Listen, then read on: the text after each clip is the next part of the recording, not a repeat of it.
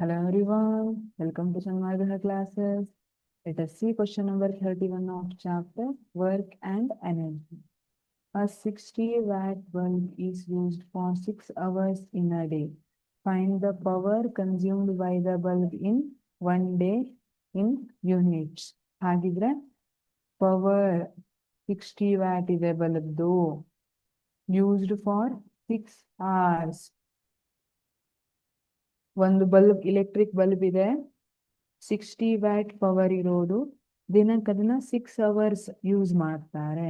ಹಾಗಿದ್ರೆ find the power consumed by the bulb in 1 day in units ಅಂತ ಕೇಳಿದ್ದಾರೆ. We know that power is equal to energy divided by time ಅಲ್ವಾ. ಹಾಗಿದ್ರೆ we have to find out power consumed by the bulb in 1 day. Energy consumed. Power into time. Power into time ಆಗಿರುತ್ತೆ. So this is power ಅಂದ್ರೆ 60 watt into time is 6 hour. 60 into 6 360 ಆಯ್ತಾ. 360 watt R ಆಯ್ತು.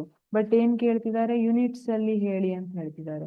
Units ಅಲ್ಲಿ ಹೇಳ್ಬೇಕಂದ್ರೆ ನಾನು watt hour ಅನ್ನ kilo watt ಆರಿಗೆ ಮಾಡ್ಕೋಬೇಕು.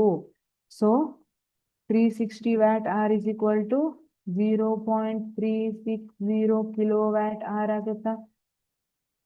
ಕಿಲೋ ವ್ಯಾಟ್ ಯಾಕೆಂದ್ರೆ we know that 1 kilo watt hour is equal to 1000 watt hour. Therefore, 360 watt hour is equal to ಎಷ್ಟು ಇಲ್ಲಿ 360 divided by 1000 ಮಾಡಿ ಅವಾಗ 360 divided by 1000 ಮಾಡಿ ಎಷ್ಟು ಸಿಗುತ್ತೆ 0.360 ಕಿಲೋವ್ಯಾಟ್ hour. ಈಗ ಇದೇ ಯೂನಿಟ್ 0.360 units. Thank you.